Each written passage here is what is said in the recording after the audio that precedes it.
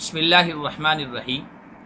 ایک بھائی نے سوال کیا ہے کہ گھر میں پرندوں کو پالنے، رکھنے، ان کی خرید و فروخت اور ان کا کاروبار کرنے سے متعلق شریعت کی کیا ہدایات اور تعلیمات ہیں۔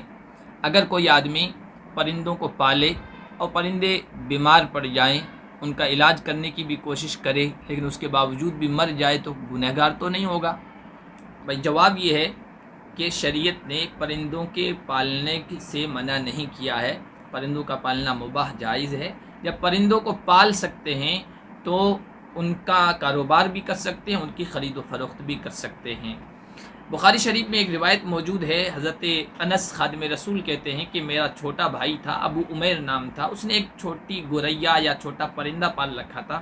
نبی پاک صلی اللہ علیہ وسلم جب بھی تشریف لاتے تھے تو پوچھا کرتے تھے، یا ابا عمیر ما فعل النغیر، اے ابو عمیر تمہارا وہ پرندہ کا کیا ہوا، وہ پرندہ کہاں گیا؟ اس سے معلوم ہوا کہ پرندوں کو پال سکتے ہیں، اس لیے کہ اگر منع ہوتا تو نبی پاک صلی اللہ علیہ وسلم اس کو منع کر دیتے۔ اور جب پال سکتے ہیں تو ان کی خرید و فروخت اور ان کا کاروبار بھی کر سکتے ہیں، لیکن ان کی خوراک کا اور ان کی ہر چیز کا خصوصی اہتمام کرنا اور ان پر توجہ دینا ضروری ہوگا، ان کی حق تلفی نہ کی جائے، اس لیے کہ اگر ان کی خوراک فراہم نہ کی گئی تو پھر گناہ گار ہوگا انسان۔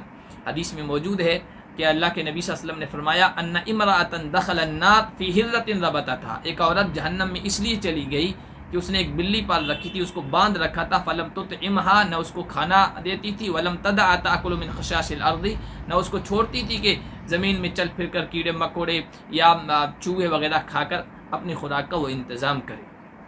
تو جب آپ پال رہے ہیں، پرندے پال رہے ہیں اور جانور پال رہے ہیں تو ان کے سلسلے میں چند باتوں کا خیال رکھنا ضروری ہوگا۔ نمبر ایک یہ کہ ان کے کھانے پینے کا خصوصی اہتمام کیا جائے۔ نمبر دو، ان کی حق تلفی نہ کی جائے۔